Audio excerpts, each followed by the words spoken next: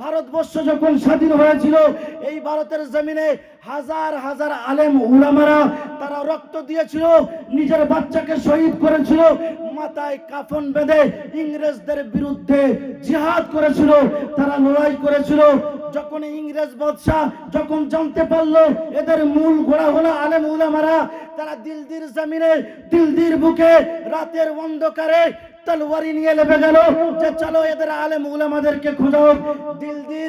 দিল্লির চাঁদনি চৌক থেকে খয়বার পর্যন্ত রাস্তার দুই সাইডে যতগুলো গাছ আছে প্রত্যেকটা গাছের মধ্যে আলেম উলামাদেরকে ফাঁসি দেওয়া হয়েছিল। আলেম উলামারা দেশের জন্য কি দেয়নি? আজ সেই আলেম উলামাদের নাম ইতিহাসের পাতা থেকে কোথায় গেল? যে আলেম উলামারা দিল্লির শামলি ময়দান থেকে ইংরেজ বাদশাদের বিরুদ্ধে লড়াই করে তাদের তোপ, তাদের কামান, তাদের সব কিছু ছিনিয়ে নিয়েছিল। শাহ ওয়ালিউল্লাহ মুহাদ্দিস দেহলভী রাহমাতুল্লাহ আলাইহির সুযোগ্য পুত্র সবার প্রথম ইংরেজ সরকারের বিরুদ্ধে জিহাদের ফতোয়া দিয়েছিল, তাতে হাজার হাজার আলেম উলামারা শহীদ হয়েছিল, হাজার হাজার মুসলমান শহীদ হয়েছিল। আজও দিল্লির ইন্ডিয়া গেটে আপনি গিয়ে দেখতে পাবেন যেখানে মুসলমানদের নাম লেখা আছে।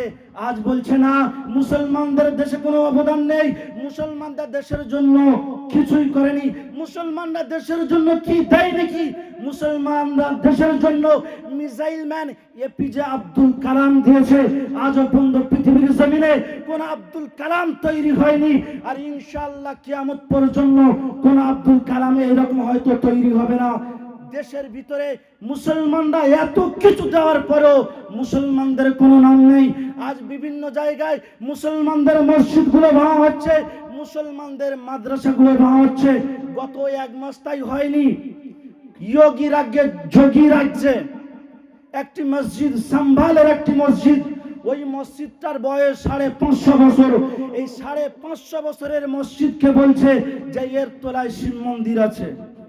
1947 সালে 15 আগস্ট সেই সময় আমাদের বিধান হয়েছিল ভারতবর্ষের যে জায়গায় যে মসজিদ আছে সেই জায়গায় মসজিদ থাকবে, যে জায়গায় মন্দির আছে সেই জায়গায় মন্দির থাকবে, কেউ ভাঙতে পারবে না, শুধু বাবরি মসজিদ ছাড়া।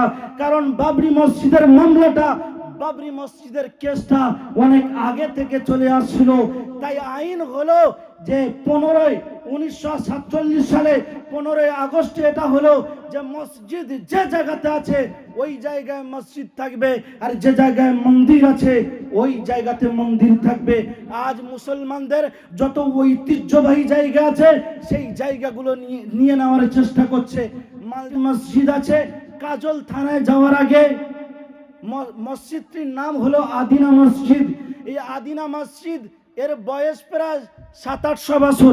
ওই মসজিদের বারান্দায় দুটো বাদশা শুয়ে আছে, একজনের নাম হলো সেকেন্দার শাহ, অপরটির নাম হলো বাদশাহ হুসেন শাহ। এই মসজিদটাও কিছুদিন আগে বলেছিল এটাও, এর ভিতরেও শিবলিঙ্গ আছে। প্রত্যেকটা মসজিদের ভিতরে শিবলিঙ্গ পাওয়া যাচ্ছে।